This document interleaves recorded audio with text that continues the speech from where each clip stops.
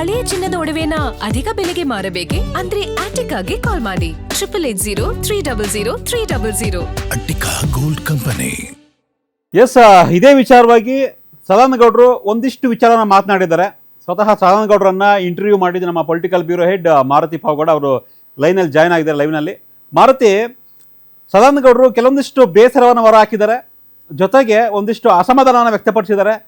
ಇಷ್ಟೆಲ್ಲ ಇದ್ರೂ ಕೂಡ, ಮೊದಲೇ ಮಾಹಿತಿ ಇದ್ರೂ ಕೂಡ ಪಕ್ಷದ ಒಂದು ಸಮನ್ವಯತೆ ವಿಚಾರವಾಗಿ ನಾಯಕರು ಏನು ಕ್ರಮ ಕೈಗೊಳ್ಳಿಲ್ವಂತ ಅನ್ನೋ ಒಂದು ಬೇಸರವನ್ನು ವ್ಯಕ್ತಪಡಿಸ್ತಾ ಇದ್ದಾರೆ. ಒಂದು ವಿಚಾರ ಮೊದಲೇ ಗೊತ್ತಿತ್ತು, ಬಿಜೆಪಿ ಮತ್ತು ಕಾಂಗ್ರೆಸ್ ನಾಯಕರು ಸಭೆ ಮಾಡ್ತಾ ಇದ್ರು ಯಾವುದೋ ಒಂದು ಹೋಟೆಲ್ನಲ್ಲಿ ಅಥವಾ ಅಪಾರ್ಟ್ಮೆಂಟ್ನಲ್ಲಿ, ಪ್ರೆಸ್ಟೀಜ್ ಅಪಾರ್ಟ್ಮೆಂಟ್ನಲ್ಲಿ. ಈ ಮಾಹಿತಿಯನ್ನು ಕೊಟ್ಟರೂ ಕೂಡ ಎಚ್ಚೆತ್ತುಕೊಳ್ಳಿಲ್ಲ. ಈ ಒಂದು ವಿಚಾರ ಯಾಕೆ ಎಚ್ಚೆತ್ತುಕೊಳ್ಳಿಲ್ಲ ಅಂದರೆ, ಬಿ ಜೆ ಪಿ ನಾಯಕರ ನಡುವೆ ಸಮನ್ವಯತೆ ಇಲ್ಲ. ಯಾರಿಗೆ ಹೇಳಬೇಕು? ವಿಜೇಂದ್ರಗೆ ಹೇಳ್ಬೇಕಾ? ಅಶೋಕ್ಗೆ ಹೇಳ್ಬೇಕಾ? ಯಾರು ಸುಪ್ರೀಂ? ಅಂದರೆ ಈಗ ಹೈಕಮಾಂಡ್ ಕೂಡ ಹೇಳ್ತಾ ಇಲ್ಲ, ವಿಜೇಂದ್ರ ರಾಜ್ಯಾಧ್ಯಕ್ಷ ಅವ್ರು ಹೇಳಿದ್ ಕೇಳ್ರಿ ನೀವು, ಅಥವಾ ಅಶೋಕ್ ವಿಪಕ್ಷ ನಾಯಕ, ಬಿಜೆಪಿಯ ಶಾಸಕಾಂಗ ಪಕ್ಷದ ನಾಯಕ, ಅವ್ರು ಹೇಳಿದ್ ಕೇಳಿ. ಯಾರಿಗೂ ಕೂಡ ಸೂಕ್ತವಾದಂಥ ಒಂದು ಪವರ್ ಕೊಡ್ತಾ ಇಲ್ಲ ಅನಿಸ್ತಾ ಇದೆ. ಅದೇ ಒಂದು ಈ ಎಲ್ಲ ಗೊಂದಲಕ್ಕೆ ಕಾರಣ ಅದೇನಾ? ಸಮನ್ವಯತೆನಾ?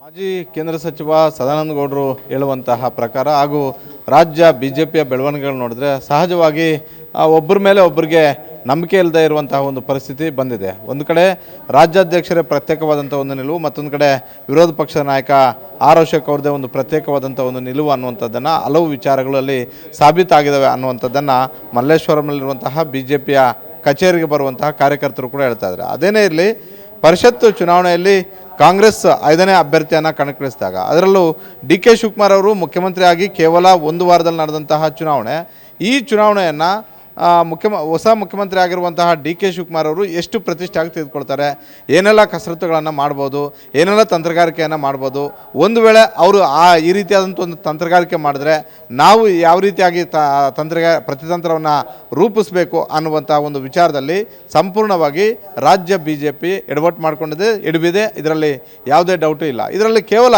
ಯಾರೋ ಇಬ್ಬರನ್ನು ನಾವು ದೂರೋದಕ್ಕಾಗೋದಿಲ್ಲ. ಅದು ವಿಜೇಂದ್ರ ಆಗಿರಲಿ, ಆರ್ ಅಶೋಕ್ ಆಗಿರಲಿ, ಕೇವಲ ಇವರಿಬ್ಬರಿಗಷ್ಟೇ 63-64 ಶಾಸಕರು ಕೂಡ ಇವರು ಕಾಂಟ್ಯಾಕ್ಟಲ್ಲೇ ಇದ್ದಾರೆ, ಇವ್ರು ಹೇಳ್ದಂತೆ ಕೇಳ್ತಾರೆ ಅಂತ ನಾವು ಹೇಳೋದಕ್ಕಾಗೋದಿಲ್ಲ. ಯಾಕಂತ ಹೇಳಿದ್ರೆ ಎಲ್ಲರೂ ಕೂಡ ಜನಪ್ರತಿನಿಧಿಗಳು, ಎಲ್ಲರೂ ಕೂಡ ಜನರಿಂದ ಗೆದ್ದು ಬಂದಂಥವ್ರೆ. ಈಗ ಅಧ್ಯಕ್ಷರು ಮತ್ತು ವಿರೋಧ ಪಕ್ಷ ನಾಯಕರಿಗೆ ಯಾವ್ಯಾವ ಪಕ್ಷದಲ್ಲಿ ಎಷ್ಟೆಷ್ಟು ಗೌರವ ಕೊಡ್ತಾರೆ ಅನ್ನೋಂಥದ್ದನ್ನು ಕೂಡ ನೋಡಿದ್ದೀವಿ. ಆದರೆ ಡಿ ಕೆ ಶಿವಕುಮಾರ್ ಅವರು ತಮ್ಮ ಅತ್ಯಾಪ್ತನನ್ನು 5ನೇ ಅಭ್ಯರ್ಥಿಯನ್ನಾಗಿ ಕಣಕ್ಕಿಳಿಸಿದಾಗ ಡಿ ಕೆ ಶಿವಕುಮಾರ್ ಅವರ ಸ್ಟ್ರಾಟಜಿ ಹೇಗಿರುತ್ತೆ, ನಾವು ಹೇಗೆ ಮಾಡಬೇಕು, ಹಾಗಾಗಿ ಡಿ ಕೆ ಶಿವಕುಮಾರ್ ಅವರು ತಮ್ಮ ಶಾಸಕರನ್ನು ಸಂಪರ್ಕ ಮಾಡ್ಬೋದು ಅನ್ನುವಂಥ ಒಂದು ಆತಂಕದಿಂದಲೇ ಅವರು ಬಿಡದಿ ರೆಸಾರ್ಟ್ಗೆ ಹೋದರು.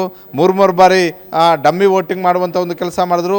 ಮೊದಲ ಬಾರಿ ಡಮ್ಮಿ ವೋಟಿಂಗ್ ಮಾಡಿದಾಗ ಸುಮಾರು 16-17 ಶಾಸಕರು ಮತದಾನ ಮಾಡೋದಕ್ಕೆ ಬರಲಿಲ್ಲ. ಹೇಗೆ ಬರಿಬೇಕು ಅಂತ ಗೊತ್ತಾಗಲಿಲ್ಲ. ಒಂದು ವೇಳೆ ಇದ್ಯಾವುದು ಡಮ್ಮಿ ವೋಟಿಂಗ್ ಮಾಡದೇ ಇದ್ದರೆ ಅವತ್ತು ರಿಸಲ್ಟ್ ಬೇರೆ ರೀತಿಯಾಗಿರ್ತಿತ್ತು, ರೆಸಾರ್ಟ್ಗೆ ಹೋಗಲಿಲ್ಲ ಅಂದರೆ ಬೇರೆ ರೀತಿಯಾಗಿರ್ತಾ ಇತ್ತು. ಆದರೆ ಇದ್ಯಾವುದಕ್ಕೂ ಅವಕಾಶ ಕೊಡಬಾರ್ದು ಅನ್ನುವಂಥ ಒಂದು ಕಾರಣಕ್ಕೋಸ್ಕರವೇ 140 ಶಾಸಕರನ್ನು ಕಟ್ಕೊಂಡು ಬಿಡದಿಗೆ ಹೋದರು. ಬಿಡದಿಯಲ್ಲಿ 2 ದಿನ ಅವ್ರಿಗೆ ಕಾರ್ಯಾಗಾರವನ್ನು ಮಾಡಿದ್ರು. ಆದರೆ ಇದ್ಯಾವುದನ್ನು ಕೂಡ ಭಾಳಷ್ಟು ಸೀರಿಯಸ್ ಆಗಿ ತೆಗೆದುಕೊಳ್ಳದ ಬಿ ಜೆ ಪಿ ಅವರು ಕಾಂಗ್ರೆಸ್ ಅವ್ರಿಗೆ ಆತಂಕ ಇದೆ, ಹೀಗಾಗಿ ಅವ್ರು ಹೋದರು ಅಂತ ಹೇಳ್ತಾಳೆ. ಕಾಂಗ್ರೆಸ್ ಅಭ್ಯರ್ಥಿಗಳ ಪರವಾಗಿ ಓಟ್ ಹಾಕಿದ್ರು, ಆದರೆ ಓಟ್ ಚೆದರಿದ್ದು ಮಾತ್ರ ಪಾರ್ಟಿ ವಿತ್ ಡಿಫರೆನ್ಸ್ ಅನ್ನುವಂತಹ ಬಿ ಜೆ ಪಿಯಿಂದ. ಈ ವಿಚಾರಕ್ಕೆ ಈಗ ಸದಾನಂದ ಗೌಡರು ಸೇರಿದಂತೆ ಹಲವು ನಾಯಕರಿಗೆ ಅಸಮಾಧಾನ ಇರುವಂಥದ್ದು. ಈಗ ರಾಜ್ಯದಲ್ಲಿರುವಂಥದ್ದು ಡಿ ಕೆ ಶಿವಕುಮಾರ್ ಇಂಥ ವ್ಯಕ್ತಿಯನ್ನು, ಇಂಥ ರಾಜಕಾರಣಿಯನ್ನು ನಾವು ಯಾವ ರೀತಿಯಾಗಿ ಎದುರಿಸಬೇಕು ಅನ್ನುವಂಥದ್ದಕ್ಕೆ ತಯಾರಿ ಮಾಡ್ಕೊಂಡಿರಲಿಲ್ಲ ಅಂತ ಒಂದು. ಮತ್ತೊಂದು, ಈ ಹಿಂದೆ ಸ್ಪರ್ಧೆ ಮಾಡ್ತಿದ್ದಂತಹ ಸದಾನಂದ ಗೌಡರ ಕ್ಷೇತ್ರದಲ್ಲೇ ಆಗಿರುವಂಥ ಈ ಬೆಳವಣಿಗೆಯನ್ನು ಅವ್ರಿಗೆ ಅವರ ಹಿತೈಷಿ ಒಬ್ಬರು ಗಮನಕ್ಕೆ ತರ್ತಾರೆ. ನೇರವಾಗಿ ಇದನ್ನು ಅಶೋಕ್ ಮತ್ತು ವಿಜೇಂದ್ರ ಅವರ ಗಮನಕ್ಕೆ ತರುವಂಥ ಒಂದು ಪ್ರಯತ್ನ ಮಾಡ್ತಾರೆ. ಅವ್ರು ಸಿಗಲಿಲ್ಲ, ಬೇರೆಯವರ ಗಮನಕ್ಕೆ ತರ್ತಾರೆ. ಆದರೆ ಬೇರೆಯವರು ಇದನ್ನು ಅಷ್ಟೊಂದು ಸೀರಿಯಸ್ ಆಗಿ ತಗೊಳ್ಳಿಲ್ಲ ಅನ್ನುವಂಥ ಒಂದು ಅಸಮಾಧಾನವೂ ಕೂಡ ಸದಾನಂದ ಗೌಡರಿಗೂ ಕೂಡ ಇದೆ. ಸದಾನಂದ ಗೌಡರು ಹೇಳೋದೇನೆಂದರೆ, ನಾನೀಗ ಮಾಜಿ ಮುಖ್ಯಮಂತ್ರಿ ಆಗಿದ್ದೀನಿ, ಮಾಜಿ ಕೇಂದ್ರ ಸಚಿವ ಆಗಿದ್ದೀನಿ, ನಂದಲ್ಲ ಪ್ರಶ್ನೆ. ಆದರೆ ಬಿ ಜೆ ಪಿಯನ್ನು ನಂಬ್ಕೊಂಡಿರುವಂತಹ ಸಾಮಾನ್ಯ ಕಾರ್ಯಕರ್ತನ ಪರಿಸ್ಥಿತಿ ಹೇಗೆ? ಒಂದು ಪಕ್ಷ, ಒಂದು ರಾಷ್ಟ್ರೀಯ ಪಕ್ಷ, ಇಡೀ ದೇಶದಲ್ಲಿ ಸುಮಾರು 75ರಷ್ಟು ರಾಜ್ಯಗಳನ್ನು ಆಳ್ತಾ ಇರುವಂಥ ಒಂದು ಪಕ್ಷ, ಆ ಪಕ್ಷದ ಶಾಸಕರು ಮಾರುತಿ, ಓಕೆ, ಈಗ ನಾವು ಆನ್ ಕ್ಯಾಮ್ರಾದಲ್ಲಿ ನೋಡಿದೀವಿ, ಆಗಲೇ ಆನ್ ದ ರೆಕಾರ್ಡ್ ಅಂದರೆ ಕ್ಯಾಮ್ರಾದಲ್ಲಿ ಏನು ಮಾತನಾಡಿ ಸದಾನಂದ ಗೌಡರು ಅದನ್ನೆಲ್ಲ ಗೊತ್ತಾಯ್ತು. ವಿಶೇಷವಾಗಿ ಆಫ್ ದ ರೆಕಾರ್ಡ್ ಕೆಲವೊಂದಿಷ್ಟು ಮಾಹಿತಿಯನ್ನು ಮಾತನಾಡಿದ್ದಾರೆ ಅವರು, ಅದನ್ನ ಆನ್ ರೆಕಾರ್ಡ್ ಹೇಳ್ಬೋದು. ಅಂದರೆ ಯಾರೆಲ್ಲ ಭಾಗಿಯಾಗಿದ್ರು ಆ ಒಂದು ಮೀಟಿಂಗ್ನಲ್ಲಿ, ಕಾಂಗ್ರೆಸ್ಸಿಂದ ಯಾರು ಅಥವಾ ಬಿ ಜೆ ಪಿಯಿಂದ ಯಾರು, ಜೊತೆಗೆ ನಾವು ಕಳೆದ ಒಂದು 4-5 ದಿನದಿಂದ ನೋಡ್ತಿರ್ತಂಥ ನ್ಯೂಸ್ ಏನಪ್ಪಾ ಅಂದ್ರೆ ಬಿಜೆಪಿ ಶಾಸಕರಿಗೆ ಅನುದಾನ ಕೊಡಬಹುದು 50 ಕೋಟಿನೋ 20 ಕೋಟಿನೋ 100 ಕೋಟಿನೋ ಅನ್ನೋ ಒಂದು ವಿಚಾರ.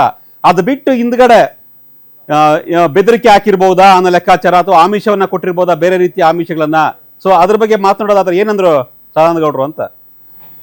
ಇಲ್ಲ, JDS ಮತ್ತು BJP ಶಾಸಕರನ್ನು ಅಡ್ಡ ಮತದಾನ ಮಾಡ್ಕೊಳ್ಳೋದ್ರಲ್ಲಿ ಅವ್ರಿಗೆ ಯಾವ ರೀತಿಯಾದಂಥ ಒಂದು ಭರವಸೆಗಳನ್ನು ಕೊಡಬೇಕಾಗಿತ್ತೋ ಕಾಂಗ್ರೆಸ್ ನಾಯಕರು ಆ ರೀತಿ ಭರವಸೆಗಳನ್ನು ಕೊಟ್ಟಿದ್ದಾರೆ. ಅದರಲ್ಲಿ ಯಾವುದೇ ಅನುಮಾನವೂ ಕೂಡ ಇಲ್ಲ. ಒಂದು, ಅವರ ಕ್ಷೇತ್ರಗಳಿಗೆ ಅನುದಾನ ಕೊಡುವಂಥ ಒಂದು ವಿಚಾರ ಆಗಿರ್ಬೋದು. ಮತ್ತೊಂದು, ಅವ್ರ ಮೇಲಿರುವಂತಹ ಪ್ರಕರಣಗಳಲ್ಲಿ ನಾವು ಸಪೋರ್ಟ್ ಮಾಡ್ತೀವಿ, ನಮ್ಮದೇ ಸರ್ಕಾರ ಇನ್ನೂ ಎರಡು ವರ್ಷ ಇರುತ್ತೆ, ಹೀಗಾಗಿ ನಿಮ್ಮ ಜೊತೆ ನಾವು ಇರ್ತೀವಿ ಅನ್ನುವಂಥ ಒಂದು ಭರವಸೆಯನ್ನು ಕೂಡ ಕೊಟ್ಟಿರ್ಬೋದು.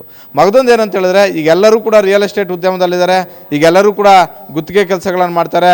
ಸುಮಾರು ಕೆಲವ್ರದಂತೂ ನನಗಿರುವಂಥ ಮಾಹಿತಿಯ ಪ್ರಕಾರ ಕೆಲ ಶಾಸಕರದು ಭಾಳಷ್ಟು 150, 200 ಕೋಟಿ, 300 ಕೋಟಿ, 500 ಕೋಟಿ ಇಷ್ಟು ದುಡ್ಡು ಅವರ ಆಪ್ತರದ್ದು ಬಿಡುಗಡೆ ಆಗಿಲ್ಲ. ಇವೆಲ್ಲವೂ ಕೂಡ ಭರವಸೆಗಳು ಕೊಟ್ಟಿರ್ಬೋದು.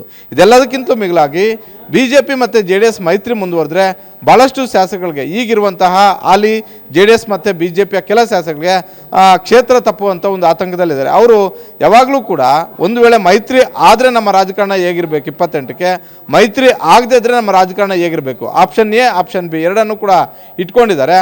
ಹೀಗಾಗಿ ಒಂದು ವೇಳೆ ಈ ಮೈತ್ರಿ ಮುಂದುವರೆದಿದ್ದೆ ಆದರೆ ನಿಮಗೆ ರಾಜಕೀಯ ಸಮಸ್ಯೆ ಆಗಬಾರ್ದು.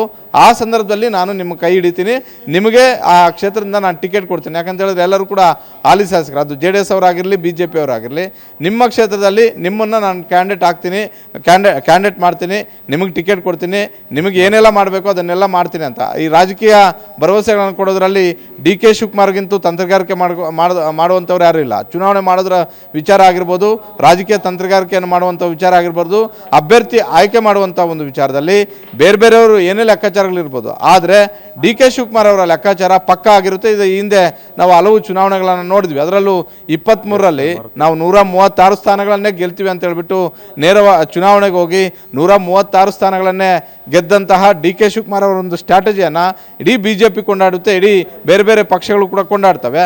ಹೀಗಾಗಿ ಇಷ್ಟೊಂದು ಸೀರಿಯಸ್ ಆಗಿರುವಂಥ ಒಬ್ಬ ನಾಯಕ ರಾಜ್ಯದ ಮುಖ್ಯಮಂತ್ರಿಯಾಗಿ ಆಗ್ತಿರುವಂಥ ಒಂದು ಮೊದಲ ಚುನಾವಣೆ, ಅದು ಪರಿಷತ್ ಚುನಾವಣೆಯನ್ನು ಯಾರು ಗಂಭೀರವಾಗಿ ತಗೊಳ್ಳಿಲ್ಲ, ಅದು ಬೇರೆ ವಿಚಾರ.